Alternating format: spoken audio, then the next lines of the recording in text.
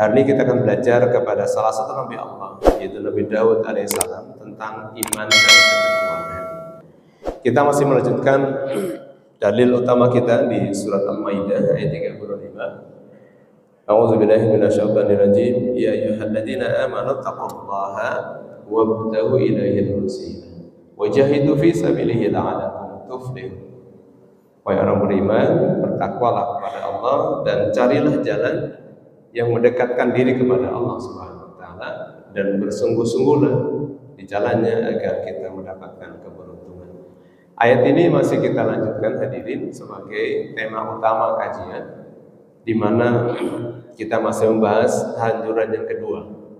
Dulu yang bertakwa kita sudah bahas, hari ini kita masih melanjutkan yang kedua, yaitu wabtahu ilaihil wasilah, mencari jalan agar selalu dekat dengan Allah Subhanahu wa taala. Apa yang perlu kita cari jalannya? Kita masih melanjutkan kajian ini, di mana ada 5 upaya dari kita untuk melanjutkan dari cara kita, upaya kita dalam mencari jalan untuk mendekat kepada Allah Subhanahu wa taala. Ada 5 M ya, dulu kita sudah bahas. M yang pertama, perbaiki kualitas sholat. Ini upaya kita juga, karena sholat adalah barometer utama kita. Jadi kalau lolos sholatnya, yang lain juga insya Allah lolos. Kemudian memperbanyak zikir pada Allah Subhanahu wa taala juga bagian dari upaya mendekat pada Allah. Dan yang ketiga, memperbanyak doa pada Allah Subhanahu wa taala, karena doa merupakan kewajiban juga bagi kita untuk minta pada Allah Subhanahu wa taala. Dan yang keempat adalah membaca dan mengkaji Al-Quran. Ini yang masih kita teruskan, dan hari ini kita akan membaca dan mengkaji Quran dari kisah-kisah yang ada dalam Al-Quran dalam pendekatan agama dan psikologi. Mengapa fungsi Quran yang masih terus kita bahas di surat ke-10 ayat ke-57. Ya Yuhannas qad ja'atkum mau'izatun min rabbikum. Wahai manusia, sungguh telah datang kepada kalian pelajaran dari Quran. Kemudian penyembuh bagi penyakit yang ada dalam dadanya, syifa lima fi sudur. Kemudian sebagai hudan, petunjuk, dan sebagai rahmat. Dan Allah kunci ini semuanya lil mu'minin, hanya untuk orang yang beriman saja. Jadi untuk orang beriman pada ayat ini fungsinya ada 4 yang masih kita terus bahas. Apa itu? Pertama, sebagai mau'izah, sebagai pelajaran. Ya, jadi Quran berfungsi sebagai mau'izah. Banyak peristiwa, banyak kisah yang bisa menjadi pelajaran kita. Maka hari ini kita masih melanjutkan dari fungsi yang pertama ini, sebagai mau'izah, pelajaran, hikmah yang terjadi pada peristiwa masa lalu dan bisa kita jadikan sebagai pelajaran untuk kehidupan kita pada hari ini. Sebelum sampai ke asifah sebagai hudan dan rahmat. Jadi apa yang kita inginkan hari ini pelajari adalah sebagai mau'izah. Maka perintah dalam surat Yusuf ayat yang ketiga, informasinya tentang fungsi Quran, turunan dari surat ini. Jadi kalau coba kita munasabahkan ayat, kaitkan ayat tadi, surat Yunus ayat ke-57 yang pertama terkait dengan mau'izah, maka turunan dari mau'izah itu penjelasannya di surat ke-12, surat Yusuf ayat yang ketiga. Nahnu nakusu 'alaika ahsanal qasas. Kami telah ceritakan kepadamu ya Rasul kisah yang paling baik. Jadi sebagai mau'izah tentu saja pelajaran yang ada dalam Quran, kita membaca tentang peristiwa kisah yang terjadi pada masa lalu, yang jangankan kita, baginda pun tidak sejaman. Tetapi sebagai orang beriman kita wajib percaya. Ya, jadi turunan kalau coba kita lihat di awal kita bahas surat Al-Maidah 35, turun menjadi surat Az-Zumar, surat Al-Yunus ayat 57. Surat Yunus ini masih di poin pertama, turunannya di surat ke-12 ayat yang ketiga. Nanti masih berlanjut lagi. Ini namanya ilmu munasabah ayat dalam tafsir. Terkait dengan urutan ayat. Dan itulah kehebatan luar biasa yang ada dalam Al-Quran. Baik, jadi nahnu nakusu alaika ahsanal qasas. Kami telah menceritakan kepadamu ya Rasul kisah yang paling baik. Jadi tidak hanya sekedar kisah dalam Al-Quran, ternyata sebagai ahsanul qasas. Artinya yang ada dalam Quran semua kisahnya yang paling baik, nggak mungkin bohong, kira-kira gitu. Beda kalau kita baca buku sejarah, Pak. Buku sejarah dulu, misalnya ketika zaman Orde Baru, ketika PKI itu pasti benarnya, nggak ada yang salah. Maka kemudian begitu Orde Baru selesai, dikritik oleh generasi berikutnya, itu bohong. Tapi kalau Quran tidak. Sejarah yang terjadi pada masa lalu itu tidak ada keraguan sedikit pun, kecuali bagi orang-orang yang dalam hatinya ada penyakit. Maka tadi kata kunci di surat Yunus ayat 57, lil mu'minin, bagi orang-orang yang beriman saja. Jadi kalau beriman ya walaupun ayatnya dibaca tidak bisa diresapi dan tidak bisa masuk dalam benak pikirannya. Nah, hari ini kita akan belajar kepada Nabi Daud alaihissalam yang banyak kehebatannya. Nabi Daud alaihissalam itu kalau kita urutkan nasabnya, maka beliau itu nanti jalurnya. Jadi Nabi Ibrahim punya dua putra, Ismail dan Ishak. Nabi Ishak punya putra namanya Nabi Yakub alaihissalam. Nabi Yakub punya 12 putra. Di antaranya putra beliau yang langsung dari Nabi adalah Nabi Yusuf. Tapi dari ke-12 putra beliau yang langsung dari Nabi namanya Yusuf. Nah, salah satu putra beliau yang bernama Yahuza.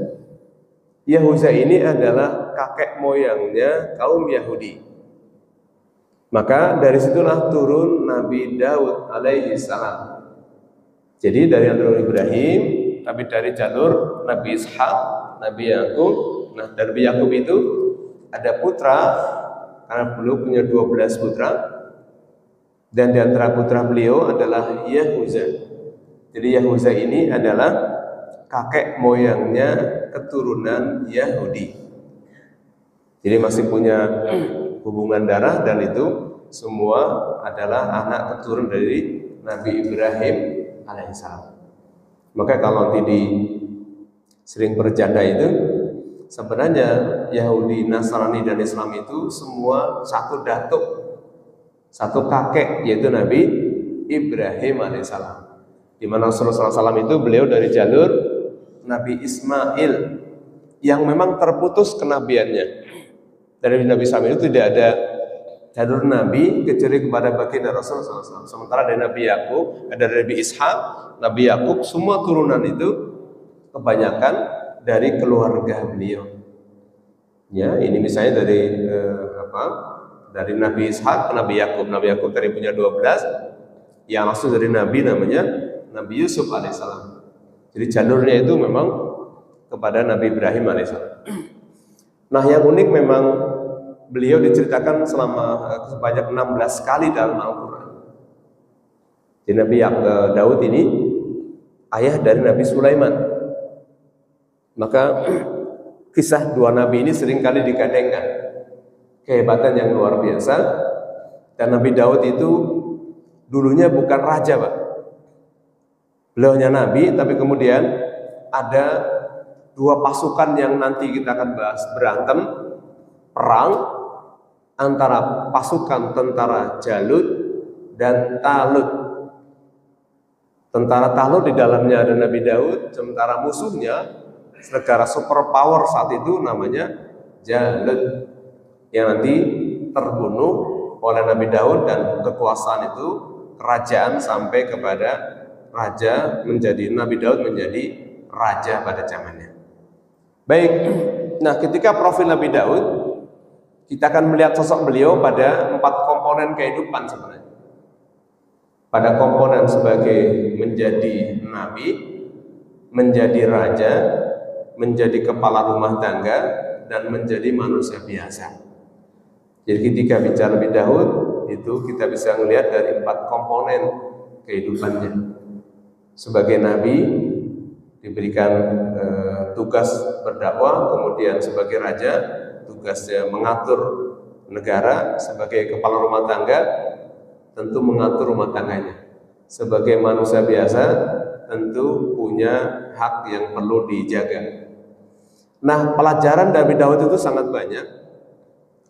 Minimal ada 5 kak lah biar gampang. Pelajaran dari kisah Nabi Daud alaihi salam. Dan hari ini kita bahas hanya 2 poin saja dari pelajaran dari kisah beliau, yaitu tentang kepatuhan kepada Allah Subhanahu wa taala dan keteguhan hati. Jadi 5 kak ya. Kak pertama kepatuhan kepada Allah, kedua keteguhan iman, keempat pemimpinan yang adil, kemurahan hati dan kepedulian, kemampuan menggunakan bakat untuk kebaikan. Nabi Daud itu Bapak Ibu adalah punya bakat suara yang sangat bagus. Maka dalam sejarah seriosa pertama itu adalah beliau. Maka sempat heboh ya, para ustadz kita ribut tentang musik dalam pandangan Quran. Jadi kisahnya sebenarnya terjadi dari Nabi Daud alaihissalam. Maka terjadi perdebatan tentang bagaimana hukum musik itu, karena memang Nabi Daud lah yang pertama diberikan kemampuan dengan suara yang terbaik. Kalau dalam bahasanya komponen musik ya, seriosa pertama itu ya beliau itu. Maka wajar terjadi perdebatan yang sangat ya panjang lah kira-kira gitu ya, antara Ustadz A, Ustadz B. Enggak ada musik dalam Quran, haram itu. Karena memang ada buku yang terbit di Arab Saudi, di Timur Tengah ya, tahun 92, bahwa musik itu haram. Tetapi ini perdebatan ya Bapak Ibu. Kalau yang belajar musik pasti bisa membedakan apa itu musik. Saya ngomong ini musik bukan? Lantunan saya ini bagian dari suara, itu bagian dari musik juga ya. Dalam pandangan yang luas, nanti jangan pendek di tafsir saya. Hukum semasa musik dalam Al-Quran, ya pemahaman. Mohon maaf. Baik, yang pertama kita akan belajar pada beliau. Nilai ketaatan beliau diceritakan dalam surat Shad, surat ke-38, ayat ke-17. Ini kisahnya sebenarnya menarik karena ayat ini ada 2 pelajaran penting. Isbir ala ma yaqulun. Bersabarlah atas apa yang mereka katakan ya. Jadi Rasulullah itu kan dihina, dicaci maki, dibully kalau bahasa sekarang. Isbir ala ma yaqulun. Ini perintah, fi'il amr. Isbir, bersabarlah atas ala ma yaqulun, atas apa yang mereka ucapkan. Jadi Nabi dan para sahabatnya itu dibully, Pak. Dicaci maki, bahkan mau dibunuh. Maka Allah memberikan informasi kepada baginda Rasul. Wazkur abdana Daud. Ingatlah hamba kami Daud. Jadi ini mungkin bisa jadi pelajaran buat kita. Kalau ingin nasihatin anak sesuatu yang mungkin pakai analogi, pakai kias. Tuh si itu kan orang yang baik ya misalnya. Nah, Allah ingin menceritakan, menghibur baginda Rasul dan para sahabatnya, disuruh sabarnya itu suruh belajar kepada siapa? Kepada Nabi Daud alaihissalam.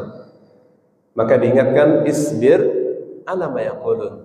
Bersabarlah atas apa yang mereka ucapkan. Kalau bahasa kita ya sabar ya. Belajar tuh. Dulu ada nabi pendahulumu, kata Allah ya pada baginda Rasul. Siapa dia? Daud. Apa keistimewaannya? Zal Aid. Ini pertama yang beliau miliki.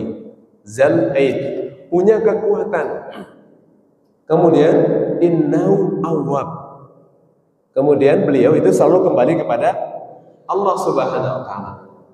Jadi ayat ini menceritakan kepada kita tentang hiburan atau himbauan untuk mengurangi beban yang diderita oleh baginda Rasul karena dicaci maki banyak orang, maka beliau diingatkan untuk belajar kepada kisah masa lalu. Jadi Nabi nggak bertemu Nabi Daud kan? Ini ceritanya turun khitabnya kepada baginda Rasul yang sering dibully, yang sering dimaki oleh lingkungannya sendiri, oleh kaumnya sendiri. Maka beliau disuruh belajar bahwa masa lalu juga pernah terjadi. Ada nabi yang juga dicaci maki, dihina. Nah, tetapi nabi ini punya keistimewaan nabi bahasa yang disebut dengan bahasa Zal Aid. Aid itu lebih, kalau Zadun itu tangan, Yadun itu tangan, tapi yad kaitan kekuatan ini tidak hanya kekuatan fisik. Nanti kita lihat apa kekuatan yang beliau miliki. Pada ayat ini ada dua hal. Itu yang pertama, beliau Zal Aid, punya kekuatan. Yang kedua, innahu awwab, selalu kembali kepada Allah Subhanahu wa taala. Inilah yang mengapa Rasul disuruh belajar kepada beliau. Nah, kalau Rasul saya disuruh kepada beliau, tentu kita juga sama. Khitab ayat tadi kepada baginda Rasul, tapi juga kepada kita umatnya. Bahwa keistimewaan Nabi Daud pada ayat ini dua. Yang pertama, Zal Aid tadi ya, punya kekuatan. Jadi suatu hari nanti ketika perang ya, diceritakan dalam surat Al-Baqarah ayat 249 dan 250 nanti kita bahas. Beliau itu bisa membunuh Jalut dengan ketapelnya, Pak. Ya, jadi tentara beliau itu sedikit pasukannya, sementara tentara Jalut itu kalau sekarang mungkin perbandingannya seperti Palestina dengan Israel barangkali. Jadi pasukan Israel lebih lengkap, lebih banyak, sementara pasukan Palestina itu sedikit. Tetapi yang sedikit belum tentu kalah sama yang banyak. Itulah yang kisah yang terjadi pada Nabi Daud di surat Al-Baqarah ayat 249 dan 250. Nah, kekuatan itu diantaranya tadi. Jadi kekuatan fisik dan psikis. Secara perawakan beliau memang tidak setinggi Jalut. Jadi tentara Jalut itu bahkan digambarkan para fasid, Jalut itu digambarkan seperti raksasa yang besar. Nah, Nabi Daud itu bisa membunuh ketapelnya pas ketemu di jidatnya. Sehingga kemudian begitu kena ketapel langsung mati. Begitu pimpinannya mati, pasukannya kocar-kacir. Nah, nanti kita lihat. Nah, jadi pada ayat tadi Allah ingin memerintahkan kepada Rasulullah SAW dan para pengikutnya untuk bersabar menghadapi kemusyrikan, menghadapi orang-orang kafir Quraisy yang setiap hari selalu membuli, bahkan menghina, mencaci maki, membunuh bahkan ya. Jadi Allah pada ayat tadi juga memerintahkan para Rasul mengingatkan tentang akan kisah Nabi Daud yang memiliki kekuatan. Ya, jadi terus saja di sini kekuatan itu kekuatannya selalu kembali kepada Allah Subhanahu wa taala. Nah, kalau dalam beberapa tafsir ayat tadi itu beberapa komponen tadi. Di antaranya Allah ingin menyuruh kepada Rasulullah SAW dan kaumnya untuk belajar, untuk bersabar. Apa yang mereka hadapi itu dahulu juga dihadapi oleh kaum-kaum sebelumnya. Nah, mengapa Nabi Daud dikenal dengan Zal Aid? Beliau itu kalau puasa luar biasa, sehari puasa, sehari tidak. Sampai sekarang dikenal dengan Saum Daud. Ini yang teristimewaannya. Dalam beberapa riwayat, misalnya dalam hadis riwayat Imam Ahmad, kemudian dalam Bukhari, Imam Muslim, dan beberapa muwaksir lainnya ya, ada Abu Daud, kemudian An-Nasa'i, dari Abdullah bin Amr. Di Abdullah bin Amr itu menceritakan bahwa puasa yang paling dicintai Allah adalah puasa Daud, selain puasa Ramadan ya maksudnya. Kenapa? Jadi beliau itu sehari puasa, sehari tidak. Bahkan sholatnya pun sama. Jadi mengatur waktunya, inilah yang menjadi kenapa beliau punya kekuatan tadi ya dalam pendekatan psikologi tentu saja ini bagian dari upaya bangun kekuatan jiwa. Nah, hadis ini menceritakan begini, bahwa puasa yang terbaik, ini puasa sunnah maksudnya ya, adalah puasa Nabi Daud dalam hadis ini. Kenapa? Jadi setiap hari, jadi kalau yang saum Daud mau melaksanakan mungkin merasakannya. Sehari puasa, sehari tidak, sehari puasa, sehari tidak. Urut, kecuali itu begitu Ramadan berhenti. Ya itu tentu. Ya ada orang ada yang pilihan. Bagaimana kalau ada yaumul bid? Milihnya mana? Silakan sama-sama sunnah. Tetapi sunnah yang sangat dicintai Allah adalah puasanya Nabi Daud. Jadi Nabi Daud dengan dua pujian tadi, Zal Aid dan Awab itu, karena beliau memang menjaga konsistensi ibadahnya luar biasa. Kita sangat jauh ya. Jadi kadang Senin dan Kamis pun sering ketinggalan. Ya, apalagi sehari puasa, sehari tidak. Ya, monggo yang mampu ya menjalankan saum Daud, itu berarti saumnya yang dipraktekkan oleh Nabi Daud alaihissalam. Ya, sehari puasa, sehari tidak, yang dikenal dengan saum Daud tadi. Nah, dalam hadis lain bahkan dari Imam Hakim, dari Abu Darda yang mengatakan bahwa kan Nabi Shallallahu Alaihi Wasallam idza zakara Daud wa haddatsa anhu kana abdal bashar. Jadi ada hadis lain misalnya, apabila Rasul menceritakan tentang Nabi Daud, itu beliau memberikan sifat bahwa beliau adalah manusia yang paling banyak ibadahnya. Bayangkan baginda Rasul saja kakinya suka bengkak Pak. Jadi kalau ada riwayat beliau lagi sholat malam, ada sahabat mengikuti, suaranya enak, surat Al-Baqarah dibaca. Al-Baqarah selesai, masih juga belum ruku. Kita bayangkan ya, kita mungkin ustadznya baca Al-Baqarah pertama paling cuma berapa ayat. Ini tidak lanjut sampai terakhir, belum selesai juga, masih nyambung di surat Ali Imran. Masya Allah ya, kita bisa bayangkan kalau kita mungkin begitu dengar lewat dari 10 ayat sudah dehem-dehem kan? Ada ngasih kode. Wah, kasih kode. Mungkin maksudnya kami sudah tua, kira-kira jangan terlalu banyak ibadah, sholatnya panjang-panjang gitu ya. Baik, jadi inilah yang menjadi kunci ternyata Zal Aid itu kekuatan yang beliau miliki dibangun karena kekuatan spiritualnya sangat bagus. Jadi fisik yang sehat, dulu kan ada istilah apa? Mensana in corpore sano. Dalam tubuh yang kuat terdapat jiwa yang sehat. Sekarang ini justru terbalik. Di dalam tubuh yang sehat terdapat jiwa koruptor. Gitu ya. Karena rata-rata nggak ada koruptor yang sakit. Awalnya sehat, begitu jadi tersangka baru sakit. Nah itu berarti mensana in corpore sano itu di dalam tubuh yang sehat, terhadap jiwa yang sehat itu tidak benar. Makanya lagu Indonesia Raya apa? Bangunlah jiwanya, bangunlah badannya. Jiwa dulu dibangun Pak. Jadi Nabi Daud bisa kuat itu karena bangunan jiwanya kuat. Ya, maka ada doa yang mungkin sudah dihafal. Allahumma inni as'alukal huda wat tuqa wal afafa wal ghina. Ya Allah, berilah kami petunjukmu selalu dalam kondisi takwa. Sehatkan jiwa kami, kira-kira. Wal afaf itu lebih mendekati berikan kami kemampuan mengendalikan jiwa atau sehat jiwanya. Jadi kalau orang sehat jiwanya, walaupun badan sakit, ke masjid diseret Pak, kakinya mungkin. Saking inginnya sholat jamaah. Tapi kalau yang sakit jiwanya, badannya sehat, sekarang mungkin masih narik selimut. Gitu ya.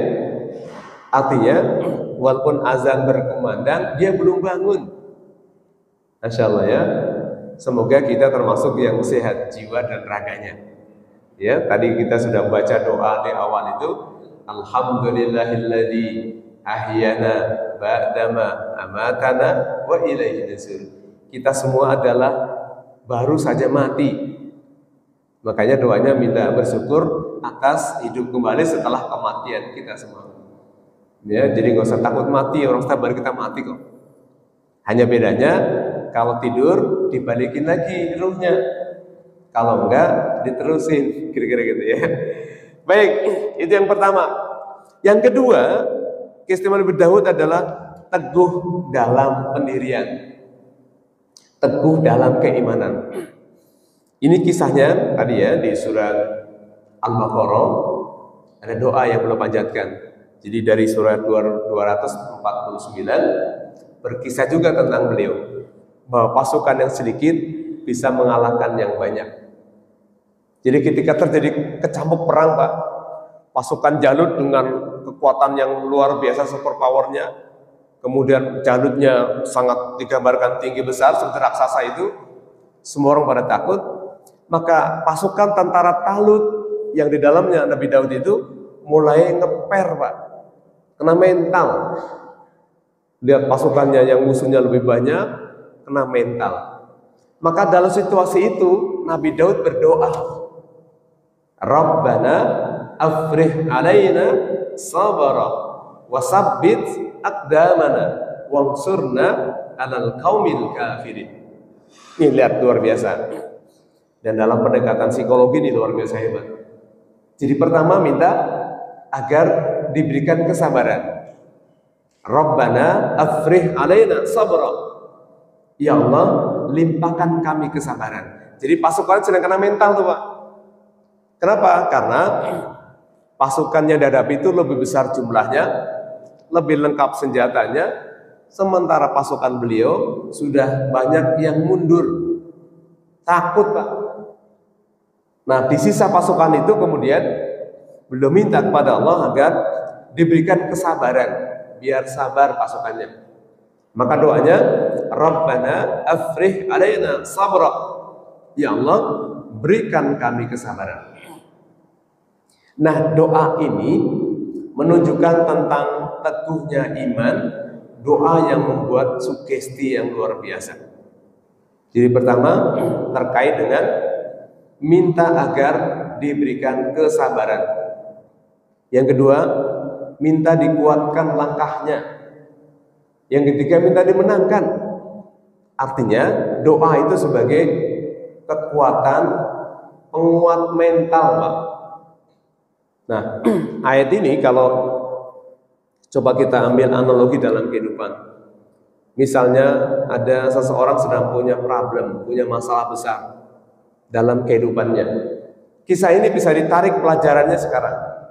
Kalau Nabi Daud itu dan pasukannya dalam kondisi genting, dalam kondisi terjepit, dalam kondisi penuh ketidakpastian karena perangnya tidak seimbang, maka minta tiga tadi, minta diberikan kesabaran, minta diberikan kekuatan, dan minta dimenangkan. Kalau kita bawa pada kehidupan kita hari ini, misalnya ada orang punya masalah, punya problem yang sangat besar, yang sangat berat, anggaplah analoginya sama. Sama-sama masalah besar. Nabi Daud menghadapi pasukan yang juga tidak mudah, dalam kondisi genting, maka kita bisa belajar kalau nanti kita punya problem, punya masalah yang kita hadapi, maka minta tiga. Minta sabar, minta dikuatkan, minta diberikan solusi terbaik. Ini kalau kita coba komen, kita bisa ambil pelajaran. Jadi kisah Nabi Daud ketika sedang menghadapi problem, maka disinilah kekuatan doa. Ya, maka ini banyak coba berdoa nih. 3 pekan lalu, 2 warga DKI Jakarta menggugat MK agar mereka membatalkan dokumen negara yang mencantumkan agama. Apa alasannya? Kata mereka, kami ini mewakili banyak orang Indonesia yang sebenarnya sudah tidak punya agama. Ini orang Indonesia, Pak, lagi gugat sedang sidang di MK. Artinya apa kata mereka? Kami ini sering tersiksa ketika ngisi dokumen negara itu harus mencantumkan agama. padahal kami nggak punya agama.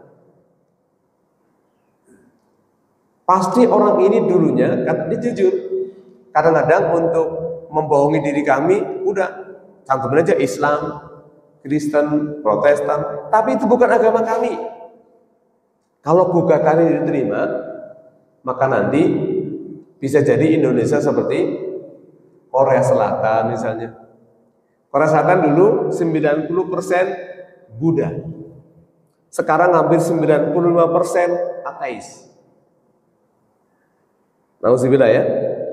Jadi apa yang perlu kita baca doa kalau Nabi Daud tadi ini terkait dengan problematika kehidupan, maka bagi kita belajar dari kisah ini untuk membangun kekuatan Nabi Daud dengan meneguhkan iman.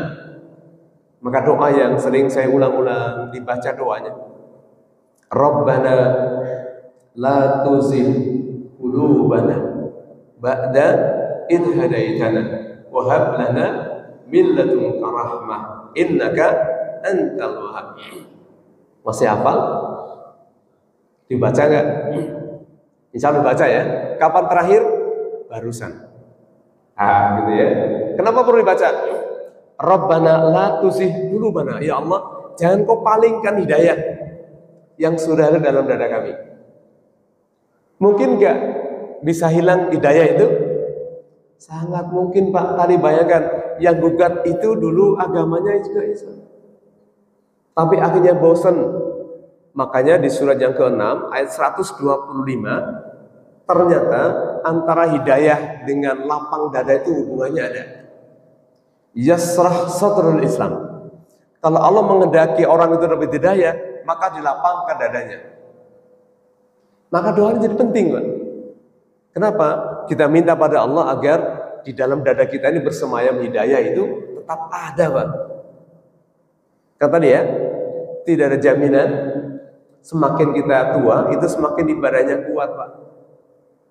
Masangkan dulu ya, ada kisah di Indonesia, seorang ibu yang di ulang tahun ke-70-nya dia tiup lilin pindah dari Islam ke agama nenek moyangnya.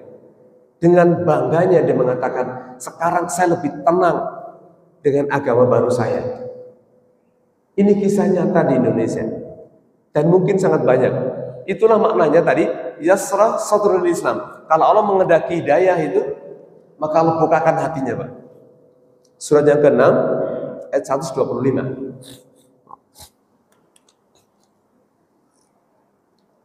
Artinya bahwa Nabi Daud itu bisa memberikan ilustrasi kepada kita betapa pentingnya menjaga ibadah, tapi terlebih dari itu adalah menjaga keimanan.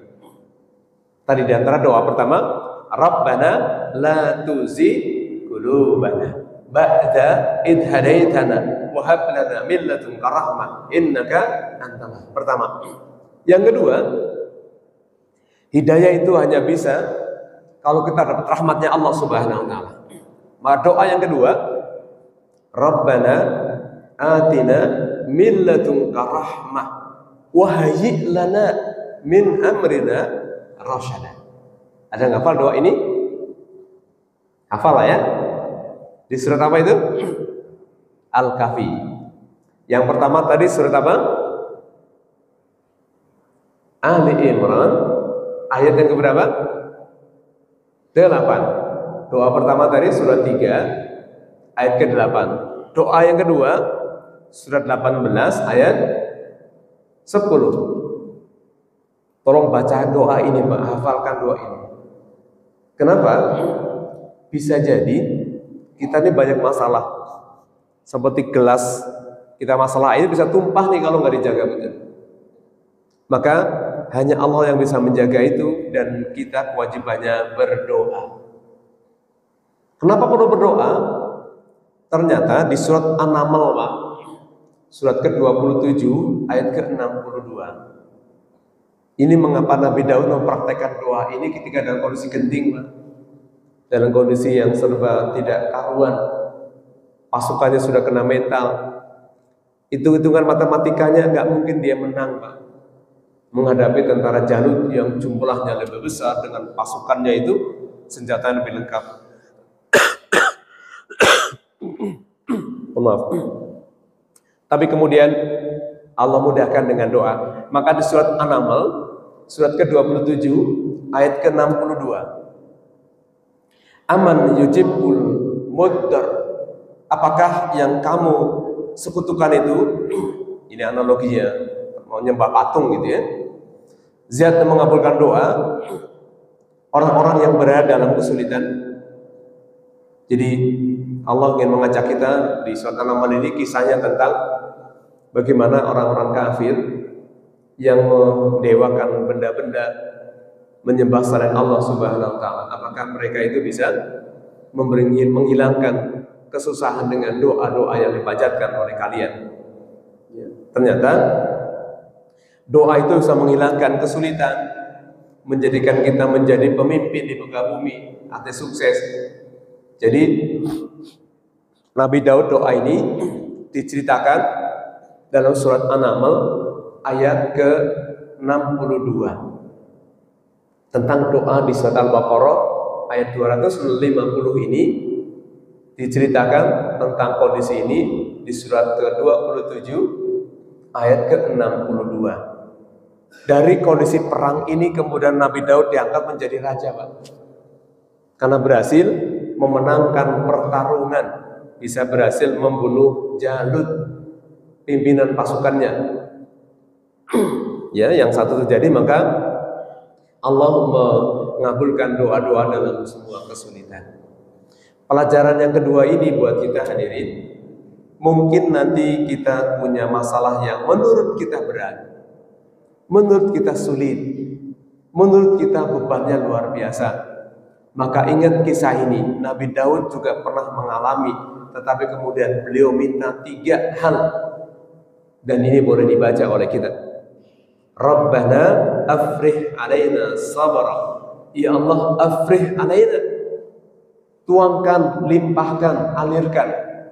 Afrih itu dalam bahasa Arab artinya mengalirkan, alirkan di dalam jiwa kami.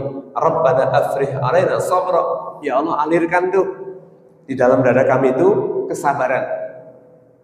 Jadi kan kalau orang sedang punya masalah apapun ya, di keluarga, di pekerjaan itu, yang perlu itu kan ilmu tentang sabar.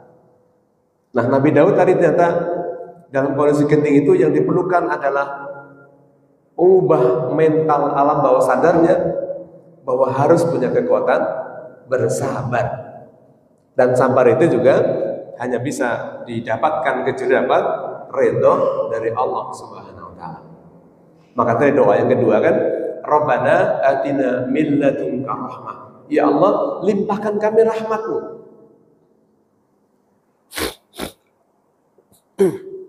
Jadi rahmat Allah lah yang bisa menjadikan kita semua keluar dari beban-beban yang berat menurut cara pandang kita. Jadi ayat ini bisa menjadi bagian dari terapi. Kalau kita sedang punya problem, maka kisah Nabi Daud bisa memberikan inspirasi untuk kekuatan bawah sadar kita. Nah, kisah tadi Nabi Daud itu diceritakan di surat An-Naml nih. Surat ke-27 ayat ke-62. Bahwa dimaksud dengan khulafa'ul ardh, pemimpin di muka bumi, karena Nabi Daud berhasil memenangkan peperangan yang tadi tidak seimbang, di mana pasukannya lebih kecil bisa mengalahkan yang banyak. Ya, kita doakan mudah-mudahan saudara kita di Palestina yang Allah sedang uji mereka, kisah ini akan terulang. Nabi Daud yang bisa memenangkan pasukan Jalut, mudah-mudahan juga terjadi di Palestina, di mana saudara kita di sana dibantai habis-habisan, setiap hari dibantai, dibunuh, karena mereka tidak punya kekuatan besar. Tapi Allah menceritakan bahwa dulu pasukannya Nabi Daud lebih kecil, lebih sedikit, tapi bisa memenangkan peperangan itu. Dan kita semua berdoa di hari ini semoga ini juga terjadi kepada saudara kita di Palestina yang mereka dibunuh setiap hari, dibunuh bahkan di rumah-rumah mereka sendiri, dirampas haknya mereka, rumah-rumah mereka sendiri. Mudah-mudahan Allah memberikan kemenangan kepada saudara kita di Palestina sana. Nah, dua pelajaran ini hadirin, Nabi Daud itu kepatuhannya kepada Allah Subhanahu wa taala, yang kedua keteguhan iman. Jadi nilai patuhnya tadi, beribadahnya luar biasa. Ya, itulah yang bisa membangun. Nah, tentu bagi kita kan semakin hari semakin bertambah usia.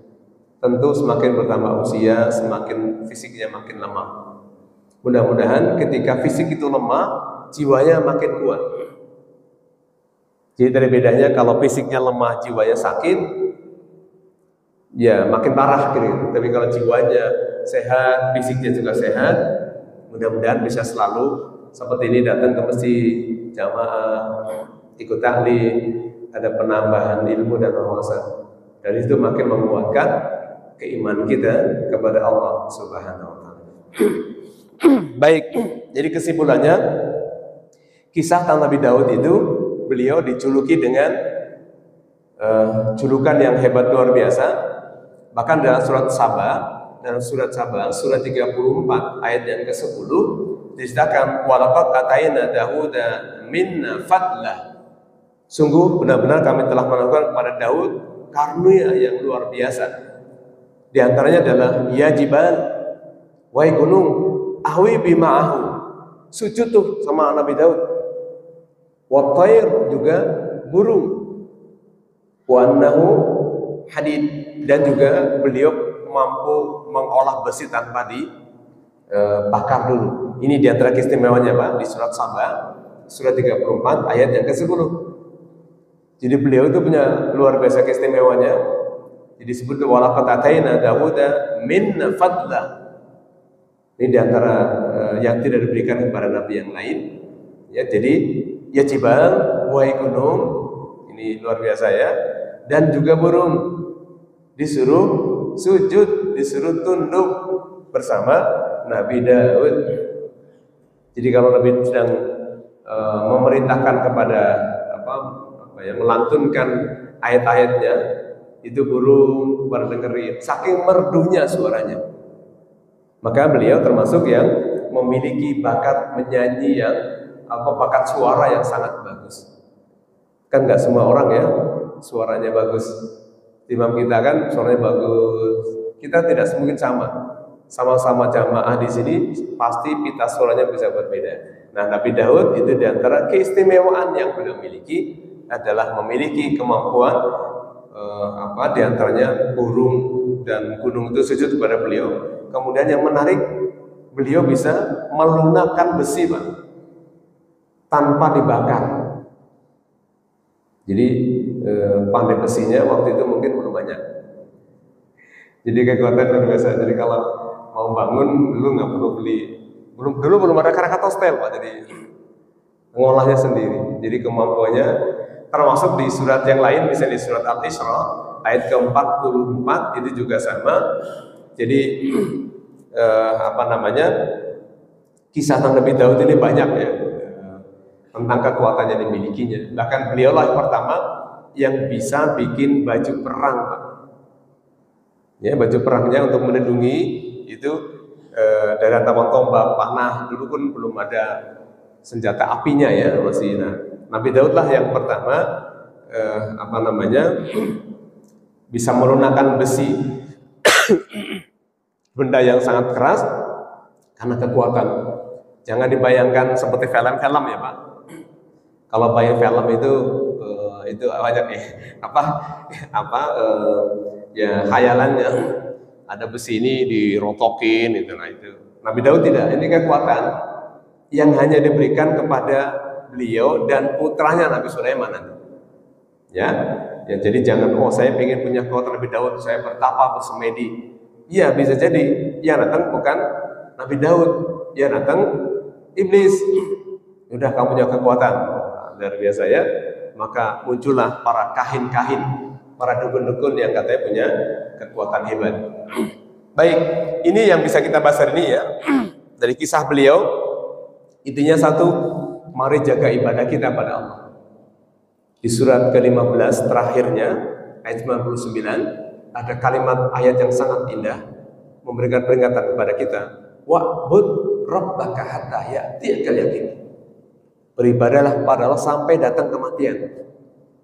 Nah, sampai datang kematian berarti semoga walaupun katanya kita sudah nggak bisa mampu ke masjid karena sudah lelah fisik ini di atas kasur nggak usah ngapa-ngapain, tetap ibadah. Apa doa yang perlu dibaca?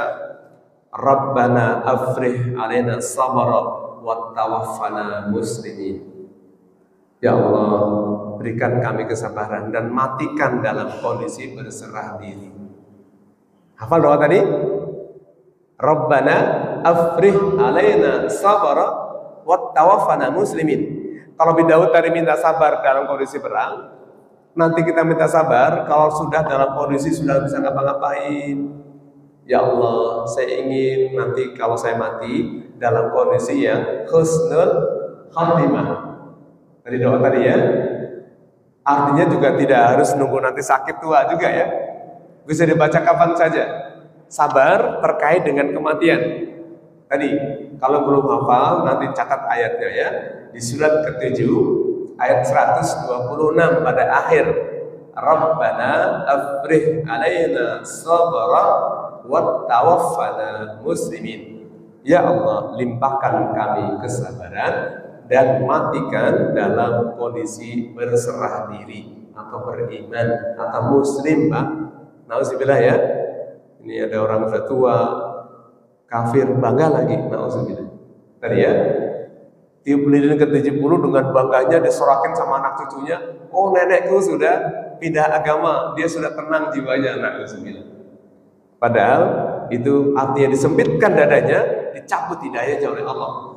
Ya, maka dari urutan doanya surat 3 ayat 8, surat 18 ayat ke-10, tolong dihafal, dibaca sebagai penguat sugesti.